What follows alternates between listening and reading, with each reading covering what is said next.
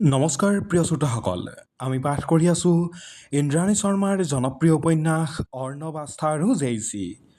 এয়া ২৯ আৰু ৩০ নং খণ্ড। বাকী থকা দিনকেইটা মা দেউতাই যিমান পাৰে নিশাৰ লগত সহজভাৱে পাৰ কৰিলে। মাৰ বুজনি, দেউতাৰ মৰম, আইতাৰ খুহুতীয়া কথাবোৰে তাইক অলপ হ'লেও দুখবোৰ পাহৰাত সহায় কৰা যেন লাগিল। কিন্তু মই জানো, ক'ৰবাত কিবা এটা নাইকিয়া হৈ গ'ল সেই আপোন ভোলা ছোৱালীজনীৰ মাজত। পূজাৰ বন্ধ শেষ হ'ল। ঘূৰি আহিছোঁ JEC কেম্পাছলৈ। এইবাৰ মোৰ লগত এজনী নতুন নিশা।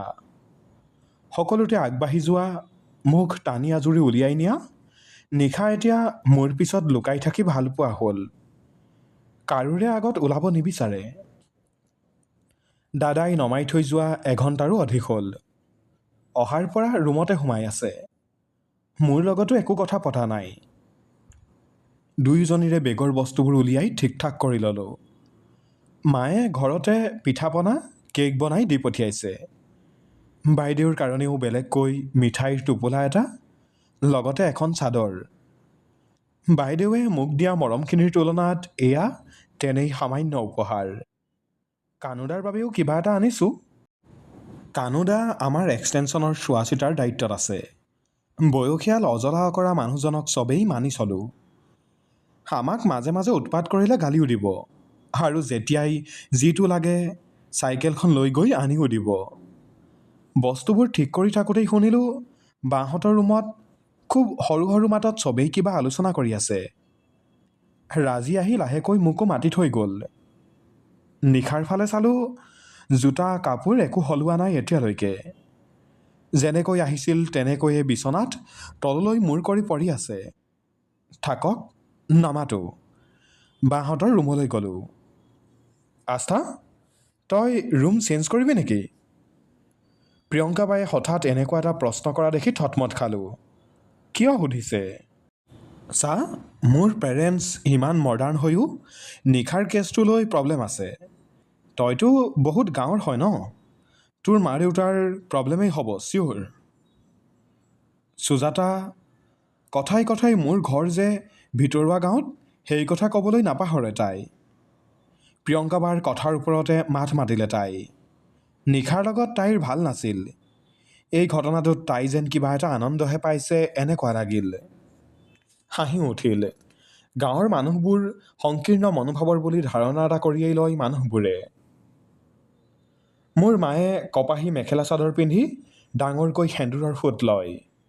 সেইবাবে তেওঁ বহল মনৰ হ'ব নোৱাৰে। সাজ পোছাক যে মানসিকতাৰ চিন, সেয়া ওলাই আহিছে বুজি পালোঁ। বৰ সস্তীয়া আধুনিকতা। বা, নিশা আমাৰ ঘৰতেই আছিল ইমান দিনে। মোৰ মা দেউতা আধুনিক নহ'ব পাৰে, কিন্তু অশিক্ষিত নহয়। আৰু আন কোনোবাই কি ভাবে মই নাজানো। মোৰ সিমান মগজ নাহেই, কিন্তু মই নিশাৰ লগত সদায় থাকিম। কোনোদিন কাকো বেয়াকৈ কৈ পোৱা নাছিলোঁ। আজি কিন্তু ভীষণ খং এটা উঠিছে। মুখত যি ওলালে তাকে ক'লোঁ। গুচি আহিলোঁ ৰুমলৈ। নিশা তেতিয়াও তেনেকৈ পৰি আছে। বেছি খং উঠিল। টানি বিচনাৰ পৰা নমাই দিলোঁ। ব'ল, বাইদেউক লগ কৰি আহোঁ। মই নাযাওঁ, হাঁহিব চবেই। তাতে তোৰ কি হ'ল? তইতো মোক কৈছিলি যে তই কোনে কি কয় কেয়াৰ নকৰ। এতিয়া কি হ'ল? চা, মই বেছি একো নাজানো, কিন্তু মোৰ মতে যিয়ে তোৰ ফটো ভাইৰেল কৰিছে সি ওলাবলৈ লাজ কৰিব লাগে, তই নহয়। ব'ল এতিয়া। মিঠাইৰ টোপোলা আৰু চাদৰখন পলিথিন এটাতে ভৰাই নিশাক প্ৰায় চোঁচৰাই নিয়া দি লৈ গ'লোঁ। দোকানৰ সন্মুখত আমাৰ ছিনিয়ৰ দাদা কেইজনমান, লগতে ছাৰ দুজনো আছে। চাহ খাই ওলাই আহিছে। দেখিয়েই নিশাই উভতি বাট বুলিবলৈ বিচাৰিলে। ধৰি আছোঁ। ছাৰ, পূজা চালে? অঁ, চালোঁ। আমি আৰু ইয়াতে কলনীতে। কাহানিও আগবাঢ়ি কাকো মাতি নোপোৱা মই ছাৰকো মাতিব পৰা হ'লোঁ। ভিতৰি কিমান ভয় খাইছোঁ নিজেহে জানো। কিন্তু মায়ে কোৱা কথাষাৰ মনত পেলাই সাহস গোটাইছোঁ। জীও, নিশাৰ আগত দুৰ্বল হৈ নাযাবি। একোৱেই যেন হোৱা নাই তেনেকৈ থাকিবি। চাবি, চব ঠিক হৈ যাব। আজি নিশা ইমান ঠাণ্ডা মুণ্ডা হৈ আছে যে আস্থা, ঘৰৰ পৰা আহিবৰ মন নাছিল যেন পাওঁ। তাইৰ গা বৰ ভাল নহয় বাইদেউ। এয়া মায়ে আপোনালৈ দি পঠিয়াইছে, পূজা বুলি আৰু। আগ্ৰহেৰে টোপোলাটো আঁকোৱালি ল'লে বাইদেৱে। তেতিয়াহে বাইদেউৰ হাতখনলৈ মন কৰিলোঁ। বৰ ধুনীয়া ঘড়ী এটা। এইটো পূজাত ল'লে বাইদেউ? ইমান ধুনীয়া। মইনো ক'ত এইবোৰ নিজে কিনিম, অৰ্ণৱে দিছে। বোলে এইবাৰ JECত শেষ পূজা, এইটোকে দিলোঁ। আৰু কেইবাটাও ল'ৰা ছোৱালীয়ে কিবা কিবি দিছে। এই 4 বছৰত ইহঁতবোৰ কিবা নিজৰ ল'ৰা ছোৱালীৰ দৰে লগা হ'ল। গুচি গ'লে বৰ বেয়া লাগিব পাই। শেষৰ কথাকেইটা কওঁতে বাইদেউৰ মাতটো থুকাথুকি হৈ গ'ল। চাদৰৰ আঁচলটো চকুৰ কোণত হেঁচি ধৰিছে। বৰ মৰমীয়ালেই মানুহগৰাকী। সহজ সৰল মানুহবোৰ মোৰ সদায় প্ৰিয়। দিন ছুটি, 5টা বজাই নাই, কিন্তু অলপ অলপ এন্ধাৰ হ'লেই। ষ্ট্ৰীট লাইট আৰু বাইদেউৰ দোকানৰ সৰু বাল্বটোৰ পোহৰে ঠাইডোখৰ কিবা মায়াময় কৰি তুলিছে। দোকানৰ ভিৰ সেৰেঙা হ'ল। বাইদেৱে দোকান সামৰিবলৈ যো-জা চলাইছে। যাওঁ বাইদেউ, আজি চাহ নাখাওঁ। হ'ব হ'ব, যোৱা। নিশা তেতিয়াৰে পৰা অলপ দূৰত ৰৈ আছে। ঠিকে আছ? গলগলীয়া মাতষাৰ। কিমান দিন শুনা নাই। ঘূৰি চালোঁ। অৰ্ণৱ নিশাৰ ওচৰত ৰৈ আছে। তেওঁৰ এখন হাত নিশাৰ মূৰত। বেচেৰীয়ে এইবাৰ ওঠকেইটা কামুৰি যেনে তেনে চকু পানী ৰাখিছে। অৰ্ণৱৰ আগত তাই সদায় সৰু ভনীয়েকৰ দৰেই উৎপাতবোৰ কৰি আহিছে। কিন্তু আজি যেন তাইক অলপ সাহসৰ প্ৰয়োজন। উৎপলদাৰ চকুকেইটা সেমেকা, যেনি তেনি চাইছে, কিন্তু নিশা বা মোৰ ফালে চাব পৰা নাই। চাহ খাবি? মূৰটো জোকাৰি না বুলি মাত্ৰ ক'লে তাই। তই এনেকুৱা কৰিলে কেনেকৈ হ'ব? ফেক আছিল, চবেই গম পালে এতিয়া। পাপাই ঘৰত যাবই নিদিলে মোক। এইবাৰ উচুপি উচুপি কান্দিছে নিশাই। অৰ্ণৱৰ চকুকেইটা ৰঙা। যাব নিদিয়ে নাযাবি। 10 বছৰতকৈ বেছি দিন হ'ল মই ঘৰ দেখি নোপোৱা। But I am still alive, right? এটা নতুন সাঁথৰ, এটা নতুন প্ৰশ্ন। কেতিয়া বুজি পাম এই মানুহজনক? এবাৰ, মাত্ৰ এবাৰ যদি জুমি চাবলৈ দিলেহেঁতেন তেওঁৰ বুকুৰ ভিতৰখন, আঁতৰাই দিলোহেঁতেন উশাহ হেঁচি ধৰা কলা শিলবোৰ। কিয় ভাবে মই পুতৌ কৰিম বুলি? কেনেকৈ বুজাম তেওঁক জানিবলৈ মোৰ কিমান হেঁপাহ। নিশা আৰু তেওঁৰ পৰা অলপ দূৰত ৰৈ আছোঁ। এইখিনি সময় নিশাৰ বাবে। কমকৈ কথা কোৱা মানুহজনে আজি তাইক বুজাবলৈ কিছুমান কথা কৈছে। মন্ত্ৰমুগ্ধৰ দৰে শুনি আছোঁ মই। এতিয়া যা। মোৰ ফালে চাবলৈ তেওঁৰ যেন আহৰি নাই, নে তেওঁ মোক দেখাই নাই। উৎপলদালৈ চালোঁ। হেতা হাঁহি এটাৰে মূৰটো দুপিয়ালে। কাৰোবাৰ অসৎ কাম এটাই কিমানখন অন্তৰ পলকতে ভাঙি দিব পাৰে। নমো, তুমি সঁচাকৈ আছানে? নিশাৰ পিছে পিছে খোজ ল'লোঁ। তেওঁৰ কাষেদিয়েই পাৰ হৈ আহিলোঁ। ওচৰ পাই টানি লৈছোঁ উশাহত তেওঁৰ সুগন্ধি। থমকি ৰ'লোঁ। ৱেইট। কিবা ক'ব বুলি আশাৰে বাট চালোঁ। নাই, একো কোৱা নাই। চকুযোৰ পঢ়ি ল'লোহেঁতেন যদি তেওঁ এবাৰ মোৰ ফালে চাই। ধীৰ খোজেৰে আঁতৰি আহিলোঁ।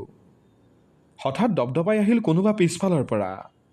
হাতখনত ধৰি ঘূৰাই দিলে মোক। পৰিম যেন লাগিল।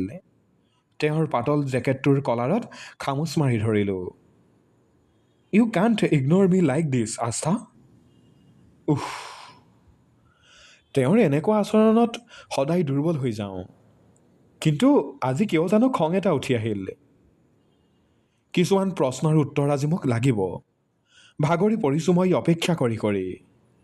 কলাৰত থকা হাতৰ মুঠিটো আৰু টান হৈ গ'ল। কিয় নোৱাৰি মই আপোনাক ইগন'ৰ কৰিব? Because I would not let it happen, damn it. হাতৰ চেপাটো আৰু টান কৰি দিলে। দুখ পাইছোঁ, কিন্তু কন্দা নাই। নিশা ইতিমধ্যে আঁতৰি গৈছে। ঠাইডোখৰ অলপ আন্ধাৰ, ভয় লাগিছে বহুত বেছি, কিন্তু তেওঁক দেখুৱাব নোৱাৰোঁ। মনটো আজি এনেও ভাল নহয়, তাতে তেওঁৰ এই অদ্ভুত জেদবোৰে পাগল কৰিছে মোক। সেইদিনা হঠাৎ তেনেকৈ গুচি আহিল, এবাৰো নজনালে কিয়। নিশাৰ খবৰ ল'বলৈ কৰা ফোনটোৰ পাছত ঘৰত থৈ থকা দিনকেইটাত ফোন মেছেজ একো নাই।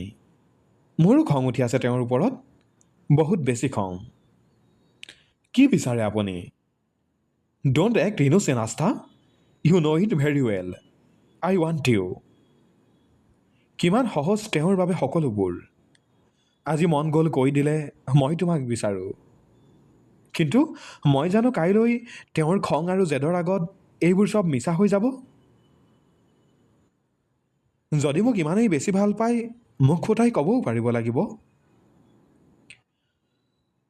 বুজি পাব লাগিব তেওঁ নিজৰ মনৰ অনুভূতিবোৰ, শিকিব লাগিব মৰম কি, ক'ব পাৰিব লাগিব তেওঁ মোক কিয় বিচাৰে।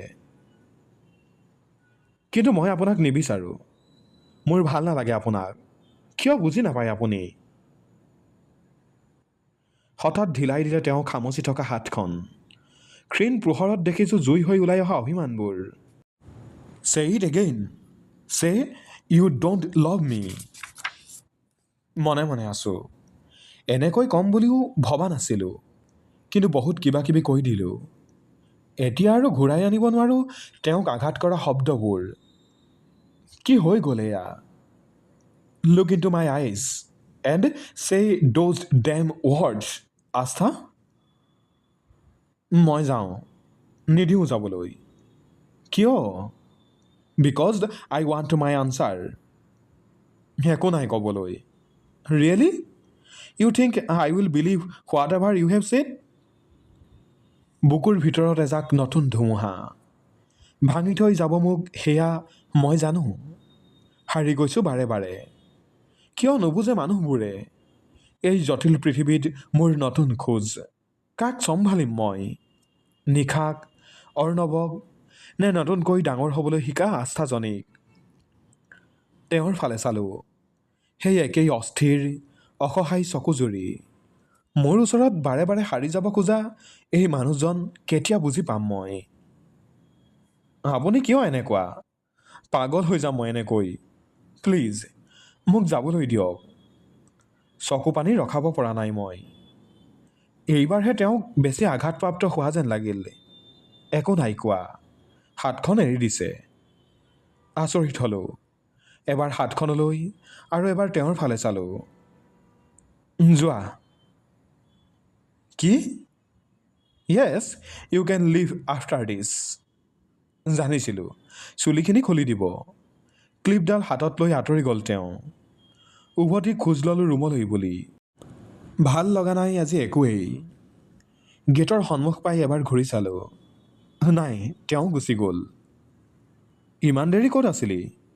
এইখিনিতে আছিলোঁ। অৰ্ণৱ দাই কিবা ক'লে? নাই। কেলৈ কান্দিছিলি তেনেহ'লে? চকুত কিবা সোমাইছিলে? তই নিজে আগতে কাপোৰ সলা, মই ধূপ জ্বলাই লওঁ। নিশাৰ প্ৰশ্নৰ একো উত্তৰ নাই মোৰ ওচৰত। বাথৰুমত সোমাই যিমান পাৰোঁ চকুত পানী মাৰিছোঁ। এই চকু পানীবোৰ কেতিয়া শুকাব নাজানো। ভৰি হাত ধুই ধূপ এডাল জ্বলালোঁ। মালৈ ফোন কৰিবলৈ সাহস নাই এতিয়া। মোৰ অস্থিৰতাৰ উমান পাবলৈ মাক এক ছেকেণ্ডো সময় নালাগে। পঢ়া টেবুলত বহিছোঁ, মন কিন্তু বহা নাই ক'তো। আস্থা, আজিও পঢ়িবি? আৰু কি কৰিম নহ'লে? তইতো আজিকালি কথাই নাপাত। ইয়ালৈ আহ। নিশাৰ কথাটো শেষেই নহ'ল। একেজাপে তাইৰ বিচনা পালোগৈ। একেটা গাৰুতে মূৰ থৈ দুয়োজনী পৰি আছোঁ। কি হ'ল ক এতিয়া? বেচেৰীৰ এতিয়াও মোলৈহে চিন্তা। নিজৰ দুখবোৰ যেন অলপ দেৰিৰ কাৰণে আঁতৰাই ৰাখিছে তাই। অৰ্ণৱৰ লগত হোৱা গোটেইবোৰ কথাই ক'লোঁ তাইক। তই অৰ্ণৱ দাক কিয় ভাল পাৱ আস্থা? মইতো ভাবিছিলোঁ তই অংকুৰকহে একচেপ্ট কৰিবি, মানে সি অলপ তোৰ টাইপৰ ন। অৰ্ণৱ দাৰ কমপ্লিট অপজিট। ময়ো তেনেকৈ ভাবিছিলোঁ আগতে। আগতে মানে? এতিয়া নাভাব? অৰ্ণৱ আৰু অংকুৰৰ তুলনা নহয়। ডেফিনেটলি অৰ্ণৱ দা বেছি হেণ্ডছম। চেহেৰাৰ কথা কোৱা নাই মই। কেতিয়াবা ধুনীয়া চেহেৰাৰ আঁৰতো বৰ কুৎসিত মন এটা লুকাই থাকে। অংকুৰক দেখিবলৈ ভাল নে বেয়া সেয়া মই ভবা নাই কেতিয়াও, কিন্তু সি মোক ভাল পাওঁ বুলি কয়। মোৰ নীলা চকুৰ কথা কৈ চায়েৰী লিখি মেছেজ দিয়ে, মোৰ দীঘল চুলিক লৈ কবিতা লিখে। আৰু সেই একেটা অংকুৰে লগৰ ল'ৰাৰ আগত কয়, মোৰ পিছত সি এইটো কাৰণতে লাগি আছে কাৰণ বেহেনজি টাইপবোৰ সোনকালে ফচে। তয়ো শুনিছিলি সেইদিনা কেণ্টিনত? মই কলা বুলি ভাবিছ নেকি? তই বেয়া পাবি বুলি নক'লোঁ। পাছত ৰাজী আৰু মই গৈ ঠিকছে বকিলোঁ সেইডালক। ৰাজীয়েতো মাৰিবই লৈছিল। আমাৰ আস্থাৰ কথা বেয়াকৈ কেলেই কবি বুলি। জুচটো এনেও বেছি ন দাবাংগৰ। ৰাজীৰ নতুন নাম লেডি দাবাং। সেইটো কথাও জানো? আচ্ছা, অংকুৰক কিয় বেয়া লাগে সেইটো গম পালোঁ। এতিয়া ক অৰ্ণৱ দাক কিয় ভাল লাগে? অৰ্ণৱক প্ৰথম বহুত বেয়া লাগিছিল। ইমান খঙাল মানুহ মই বেয়া পাওঁ। কিন্তু এতিয়া ভাবোঁ তেওঁ খঙাল হ'ব পাৰে, কিন্তু কৃত্ৰিম নহয়। তেওঁৰ কিছুমান কথা মোৰ ভাল লাগে। এই যে চিৰিটোত উঠি যাওঁতে কোনোবা ছোৱালী আহিলে আঁতৰি দিয়ে, মোক কোনোবাই কলেজত কিবা ক'ব বুলি মোৰ পৰা আঁতৰি থাকে, কানুদাৰ লগত নতুন মোবাইলত ফটো উঠাই, বাইদেউৰ অসুবিধা হয় বুলি চিলিণ্ডাৰটো অটোখনৰ পৰা নিজে নমাই আনে। সেনেকুৱা আৰু বহুত সৰু সৰু কথা মই ভাল পাওঁ নিশা। ময়ো জানো মই বহুত গাঁৱলীয়া, সুজাতাৰ ভাষাত ভেৰগঞা। তহঁতে জনা বেছিভাগ কথাই নাজানো। কিন্তু তেওঁচোন মোক তেনেকৈয়ে ভাল পাইছে। বুৰ্বকৰ নিচিনাকৈ সেইদিনা যে চিগা চেণ্ডেলযোৰ হাতত লৈ খালী ভৰিৰে আহি আছিলোঁ, মোক দেখি তেওঁ লাজ পোৱা বা আচৰিত হোৱাৰ দৰে নালাগিলেচোন। ৱাহ পোৱালি, ইমান ডাঙৰ ডাঙৰ কথা কৈছ যে আজি। আৰু কি কি ভাল লাগে ক না? আৰু বহুত কিবা কিবি ভাল লাগে মোৰ, কিন্তু বেয়া লগা তাতোকৈ বেছি। তেতিয়াহ'লে কৈ দে অৰ্ণৱ দা। মই কিয় ক'ম? তেওঁচোন তেনেকুৱা একো কোৱা নাই এতিয়াও। তহঁত দুয়োটাই এনেকৈ বুঢ়া হবি, মৰিবিও চাগে। আস্থা, এইফালে আহ। প্ৰিয়ংকা বাৰ মাত শুনি উঠি গ'লোঁ। অথনি তেনেকৈ সোধাৰ কাৰণে বেয়া পালি নেকি? নহয় মানে চা, আমি ভাবিছিলোঁ যে নিশাৰ লগত এতিয়া আমি কোনোবা ডাঙৰ এজনী থাকিলে ভাল হ'ব। অলপ দিন তেতিয়া তই আমাৰ ৰুমত থাকিলিহেঁতেন। কিন্তু তই পাৰিবি তাইক চম্ভালিব। আমাৰ পোৱালি জেং ন। ব'ল এতিয়া ভাত খাবলৈ, মাতি দে চবকে। মনটো বেয়া লাগি গ'ল। বাক এনেই ভুল বুজিছিলোঁ। খঙত ভুল শুদ্ধ বিচাৰ কৰাৰ ক্ষমতা হেৰাই যায়।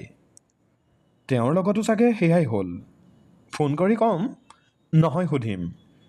হয়তো বহুত কথা পাতিম আজি। প্ৰিয় শ্ৰোতাসকল, পৰৱৰ্তী খণ্ড শুনিবলৈ আমাৰ সৈতে সংযুক্ত হৈ থাকিব। ধন্যবাদ।